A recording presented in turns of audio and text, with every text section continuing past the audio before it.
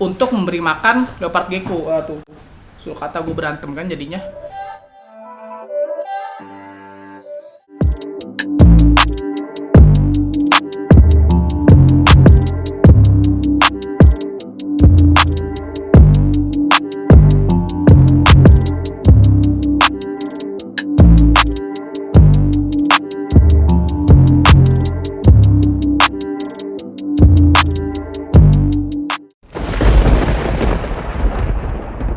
Halo, selamat datang kembali di acara Bicara Gecko.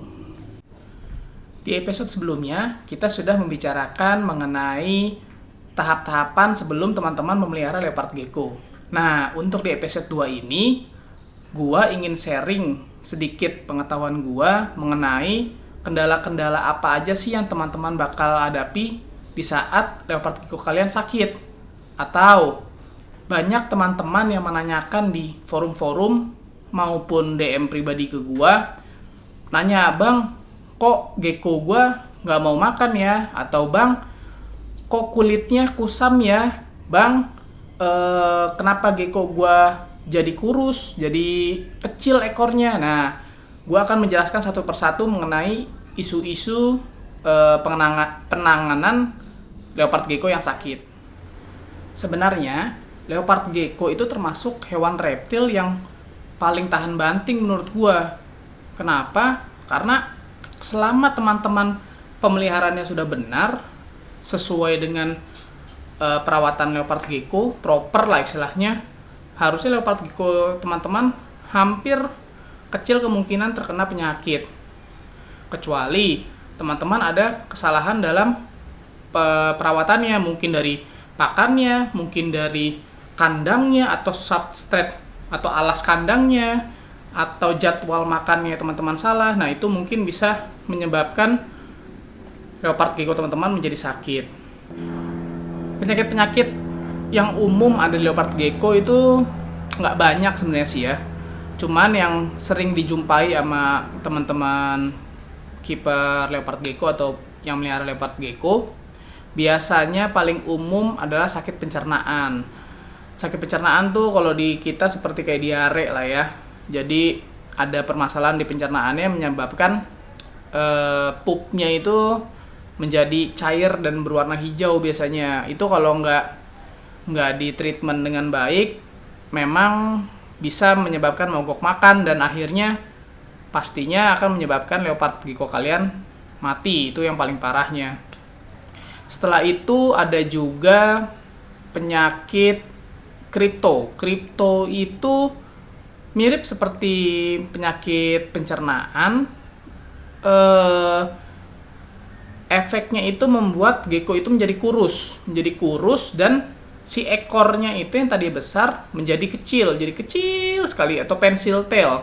Jadi yang tadinya dia besar ekornya itu menjadi kurus banget, kecil banget. Nanti gua kasih gambar contoh di atas ini. Ada beberapa kasus penyakit-penyakit leopard gecko itu memang harus penanganannya lebih baik dibawa ke dokter ya, karena lebih mengerti. Gua nggak punya kapabilitas untuk memberikan advice mengenai obat-obatan. Cuman gua bisa share pengalaman-pengalaman gua dari gua diskusi dan ngobrol sama teman-teman gua yang pernah mengalaminya.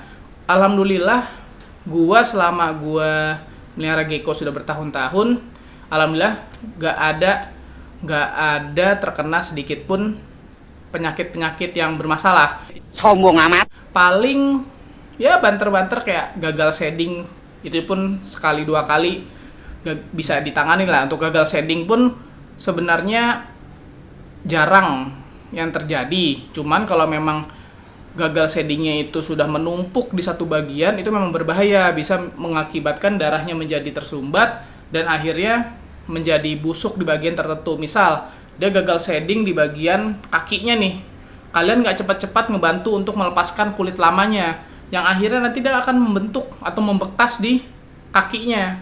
Di shedding selanjutnya dia akan gagal, dan karena dia sudah menumpuk di satu bagian, akhirnya kakinya tersebut peredaran darahnya nggak lancar dan mengakibatkan menjadi busuk dan itu harus diamputasi. Ada beberapa teman-teman yang pernah mengalaminya dan men-share informasinya itu di sosmed.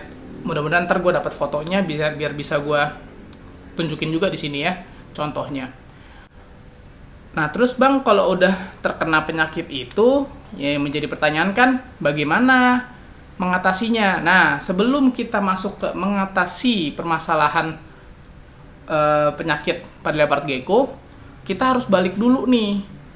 Kita harus mencegah dulu. Jangan kita menyembuhkan dulu, tapi kita mencegah dulu.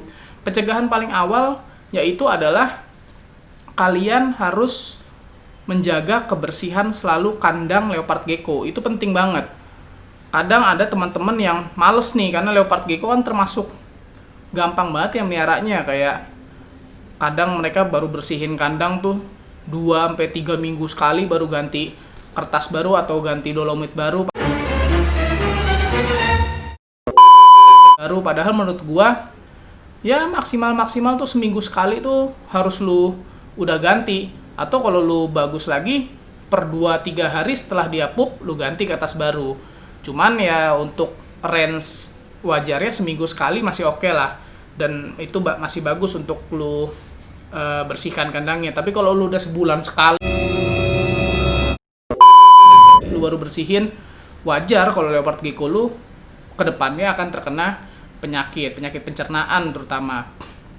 Nah, setelah lu kandang udah lu perhatiin, lu udah yakin dengan perawatan lu sudah bagus, sudah bersih lah kandangnya. Yang kedua adalah pola makan. Yang harus kalian ingat, leopard gecko itu adalah jenis reptil, di mana mereka membutuhkan waktu untuk mencerna makanan yang telah mereka makan. Jadi maksudnya gimana? Maksudnya adalah kalian beri jeda waktu, beri jeda hari untuk memberi makan leopard gecko. Tuh, suruh kata gue berantem kan jadinya. Nah, 5 hours later. Sampai mana tadi tuh? Sampai 5 hours later. Jeda waktu, memberi jeda waktu. Kalau di gua sih merekomendasikan kalian memberi makan 3 hari sekali dengan porsi makan ya kalian sesuaikan lah. Kalau kayak baby umur 1 bulan kayak gini nih, masih jampi banget nih, 1 bulan kayak gini ya paling 3 hari lu kasih 3-4 jangkrik ukuran kecil menuju sedang tuh oke, cukup lah. Atau kalau lu udah punya juvean mungkin umur 6 bulan 6-7 bulan sudah segede ini 3 hari sekali itu lu kasih 5 jangkrik pun udah masuk.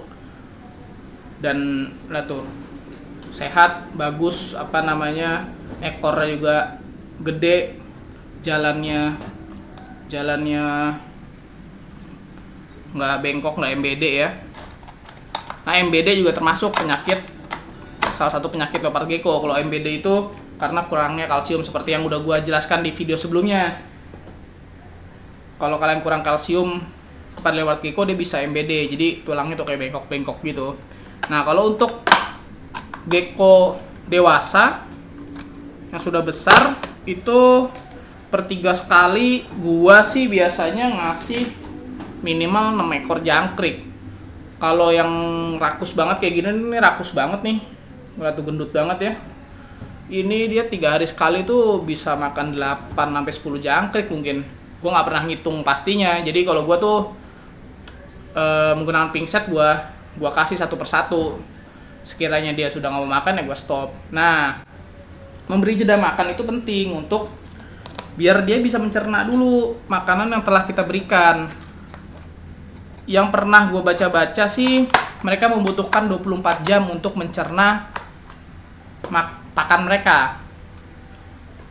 Jadi kalaupun kalian mau nge-push leopard gecko kalian biar cepat besar, paling cepat menurut gua 2 hari sekali dengan porsi yang tidak terlalu banyak. Tapi kalau setiap hari kalian kasih jangkrik, wah, Mungkin sekarang belum terkena penyakit, tapi lambat laun nanti, percaya sama gue, pasti ada something yang akan terjadi pada pencernaan leopard gecko kalian, karena makanan mereka belum tercerna dengan baik, kalian sudah beri makan lagi mereka, dan akhirnya menumpuk di perut mereka, dan itu menyebabkan sakit. Nah, tadi kan gua udah menjelaskan penanganan untuk gecko-gecko yang kena penyakit pencernaan.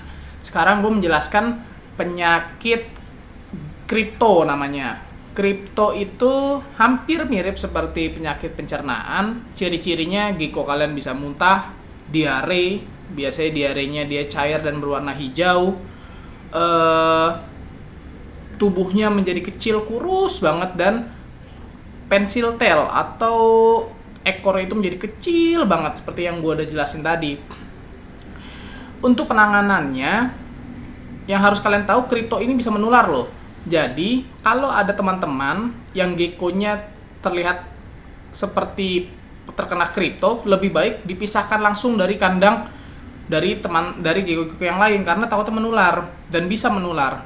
Lebih baik kalian pisahkan dulu untuk jaga-jaga biar nggak nular ke gecko yang lainnya. Nah, untuk penanganannya sendiri, untuk beberapa kasus kripto yang sudah sangat parah, memang kalian lebih baik, gua sih merekomendasikan bawa ke dokter. Bagaimanapun dokter lebih ahli dan mempunyai ilmu di bidangnya. Kalau gua hanya bisa memberikan rekomendasi penanganan sesuai pengalaman aja yang pernah gua obrolin sama teman-teman, sharing-sharing permasalahan yang ada. Nah, untuk kripto ini penyembuhannya memang sangat sulit. Istilahnya chance-nya itu kecil lah untuk bisa disembuhkan, apalagi sudah parah ya. Tapi kalau kita berusaha, siapa tahu masih bisa diberikan kesehatan lagi nih. Ya, gue pernah ngobrol juga sama teman-teman gue yang kena kripto. Kalau gue, alhamdulillah di farm gue belum pernah ada yang kripto ya. Sombong amat. Dan jangan sampai, karena itu penyakit momoknya leopard gecko lah. Teman-teman gue pernah cerita ke gue pernah kena kripto dan alhamdulillah sembuh. Penanganan dia itu adalah pertama dipisahkan, kandangnya benar dipisahin, pisah ruangan malah. Jadi yang gecko-gecko yang banyak nih dipisahin sama gecko yang sakit itu beda ruangan, jadi nggak menular sama sekali. Nah, setelah dipisahkan mereka memberikan treatment tersendiri. Kayak pertama, alas kandang diganti dengan alas kandang hanya kertas, nggak pakai dolomit-dolomitan, kokopit atau apapun itu. Jadi mengurangi infection atau mengurangi kemakannya benda-benda asing yang akan memberikan lebih parah efek kepada leopard gecko itu. Setelah alas kandang sudah diganti, pangan. Jadi kalau dia masih mau makan, pakannya itu disedikitin. Jadi yang tadi kayak gue udah bilang, misalnya kita kasih 3 hari sekali, kasih 3, 4, atau 5 jangkrik, dia paling ngasih seminggu sekali hanya 1 jangkrik. Yang penting tuh gecko mau makan, masuk, dan si makanannya tercerna dengan baik. Itu kalau leopard gecko kalian masih mau makan. Yang udah kebanyakan yang udah kena penyakit kripto sama sekali nggak mau makan. Nah, itu susah tuh. Kalau gua sih, kalau udah parah ya tadi gua bilang mending lu bawa ke dokter aja. Kalau untuk obat sendiri, kalau dari pengalaman teman-teman gua, bisa dikasih namanya Gabriel. Ntar gue tulis di sini nama obatnya. Cara pemberiannya itu bisa kalian oleskan ke mulut leopard gecko-nya, atau lu campur di minumannya, atau kalau lu ngerti lu bisa suntikan. Tapi kalau suntikan gue nggak rekomendasiin, karena salah nyuntik bukannya hidup, tiwal gecko lu. Nah, lebih baik lu bawa ke dokter deh kalau udah terlalu parah. Tapi kalau lu mau coba obat yang gue rekomendasiin, boleh. Itu teman-teman gue tuh ngasih dia sehari sekali, dioleskan di mulutnya, dan treatmentnya itu lumayan cukup lama, sekitar 1-2 bulan, dan alhamdulillah sekarang kembali sehat, mulai kembali besar lagi, dan mudah-mudahan sih hilang penyakitnya. Nah, untuk penyakit lainnya yang umum menyerang leopard gecko atau sering terjadi pada leopard gecko, yaitu adalah egg bonding. Ntar gue tulis di sini. Egg bonding itu menyerang kepada betina-betina. Jadi kalau kalian habis breeding, habis ternaknya, habis mengkawinkan leopard gecko kalian, terus ada betina kalian yang harusnya bertelur, tapi telur ini malah nggak bisa keluar. Nah, itu adalah egg bonding. Banyak penyebabnya egg bonding itu. Pertama, yang paling simpel mungkin dia nggak bisa mencari tempat untuk mengeluarkan telurnya. Walaupun seharusnya kalau dia udah kebelet banget sih, walaupun lu nggak siapin tempatnya pun, dia bakal mengeluarkan telurnya di tempat ngasal aja gitu, di sembarangan dia mengeluarkan telurnya.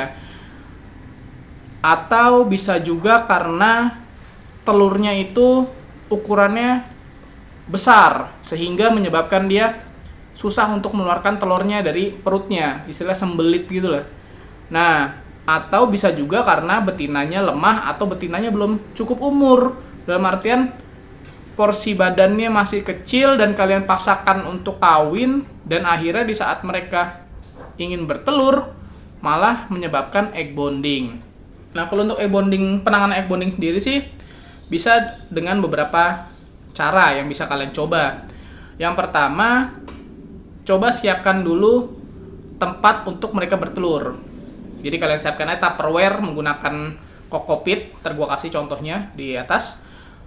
Telur menggunakan kokopit agar si betina ini yang mau bertelur, mereka mencari tempat nih untuk menaruh telurnya di tempat yang aman dan nyaman. Akhirnya mereka akan menaruh telurnya di tempat yang udah kita siapkan. Jadi kita menyediakan tempat mereka untuk bertelur. Itu untuk merangsang mereka untuk mengeluarkan telurnya. Yang kedua, kalau nggak keluar juga, kalian bisa menggunakan treatment rendam air hangat. Sebenarnya banyak perdebatan, tapi menurut gua selama ini nggak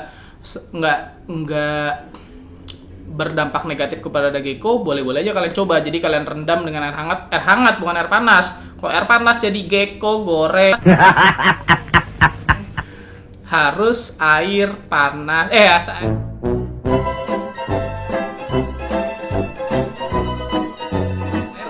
Air hangat jadi gecko rebus.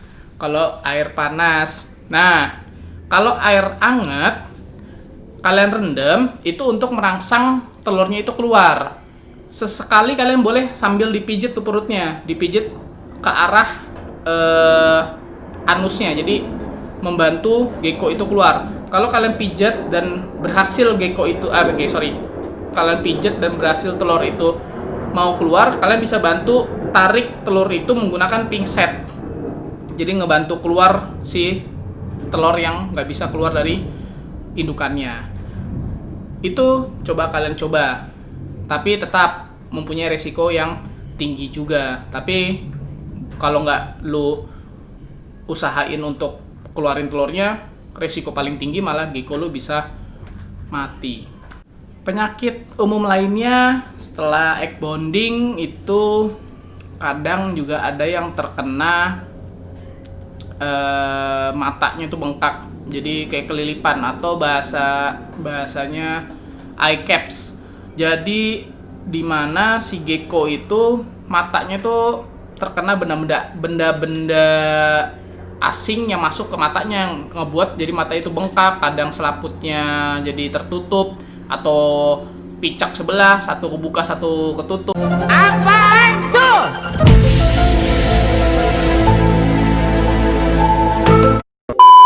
Nah, untuk penanganannya sih kalau nggak terlalu parah cukup gampang sih ya. Jadi pertama ya yang pasti lu ganti dulu alasnya dengan alas yang netral, yaitu kertas. Setelah itu kalian coba bantu bersihkan matanya leopard gecko menggunakan air hangat dengan kapas, sehingga ngebuat mata itu menjadi steril lagi. Ada beberapa teman-teman juga yang mencoba kalau parah tuh memberikan bantuan dengan obat mata. Cuman kalau gua nggak merekomendasikan lo coba-coba memberikan obat mata ke leopard gecko kalian. Kalau kalian salah dosis, bukannya sembuh malah picak.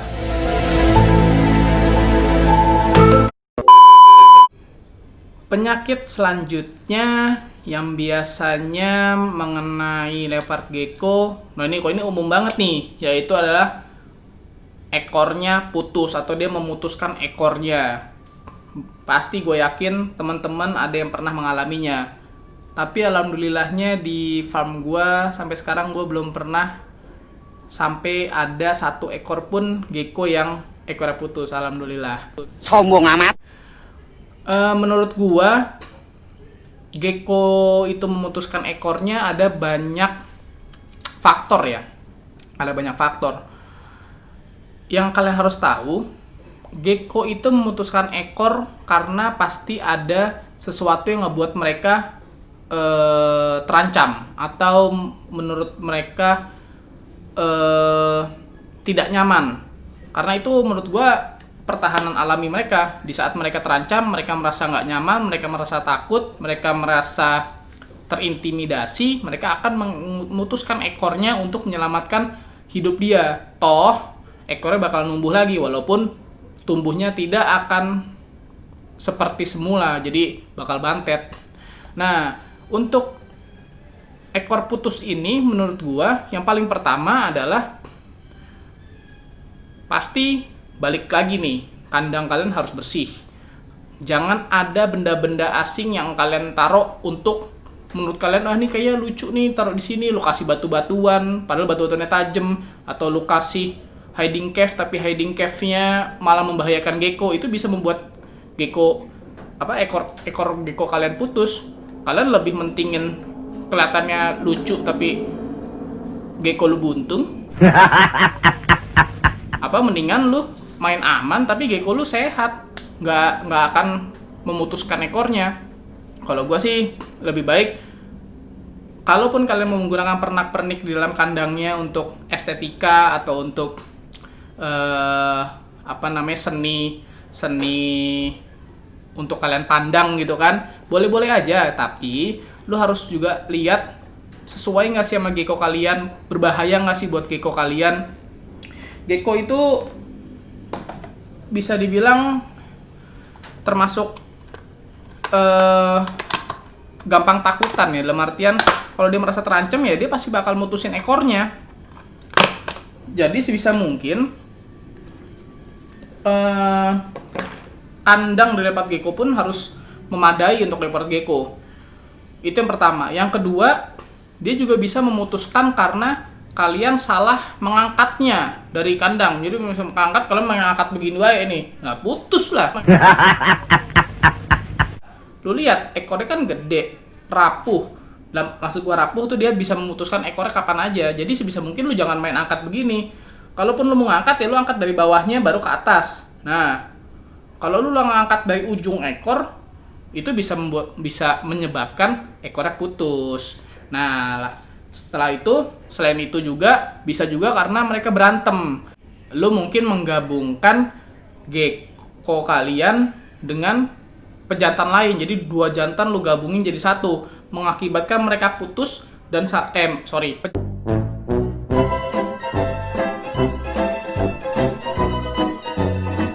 menyebabkan mereka berantem dan akhirnya salah satunya memutuskan ekornya, atau bahkan dua-duanya memutuskan ekornya untuk pertahanan diri. Itu juga bisa. Nah, terus kalau pertanyaannya sekarang, kalau gecko gua ekor udah putus, penanganannya gimana? Sebenarnya ekor putus itu alami untuk gecko karena mereka memutuskan sendiri kapan mereka akan memutuskan ekornya untuk pertahanan diri mereka. Tapi kalian bisa membantu perawatannya. Kalau kalian sudah melihat ekornya putus, sebisa mungkin kalian bersihkan dulu pangkal ekor yang bekas putusnya.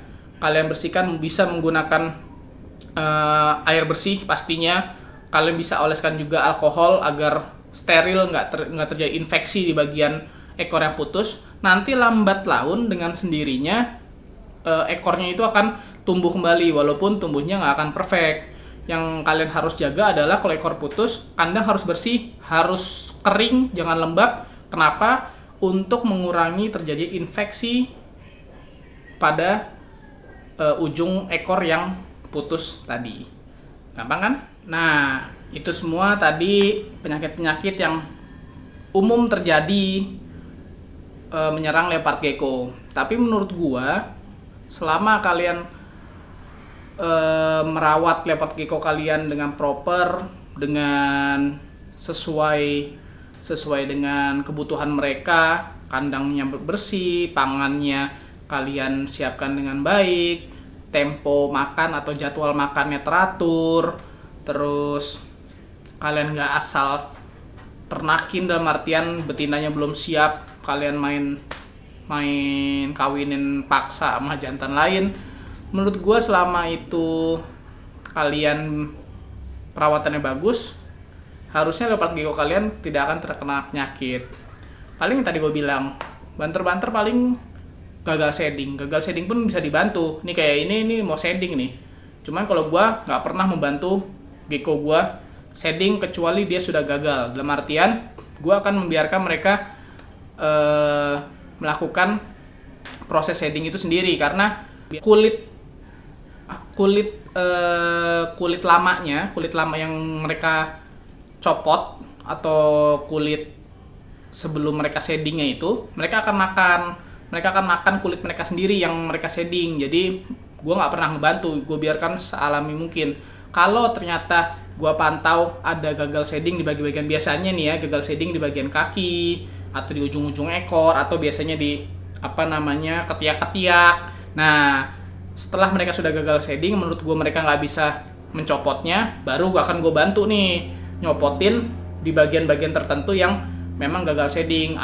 Kenapa gue bantu? Agar di shading selanjutnya itu tidak menjadi penyebab menumpuknya kulit-kulit lama yang akan mengakibatkan tadi yang gue bilang, penumpukan kulit, akhirnya darahnya tersumbat dan akhirnya harus diamputasi.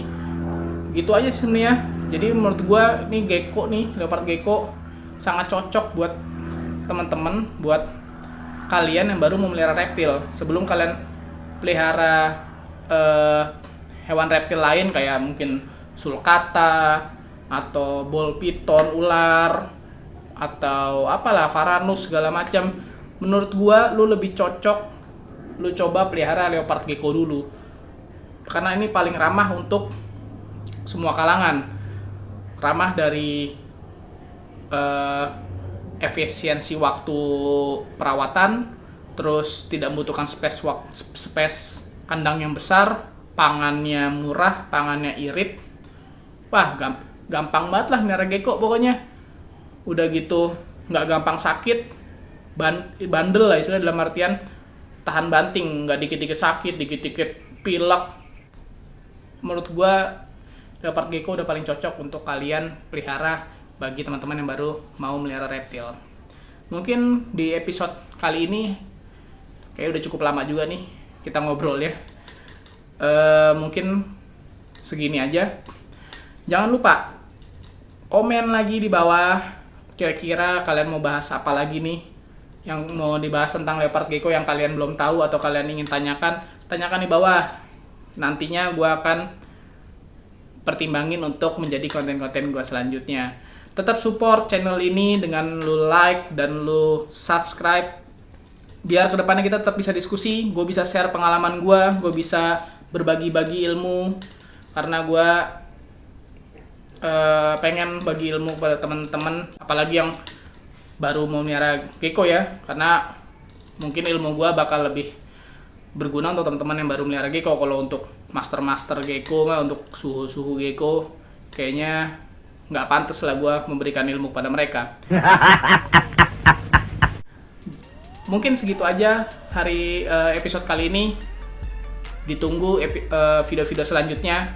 Tetap di channel Nugrah Reptil di acara Bicara Gecko. Thank you.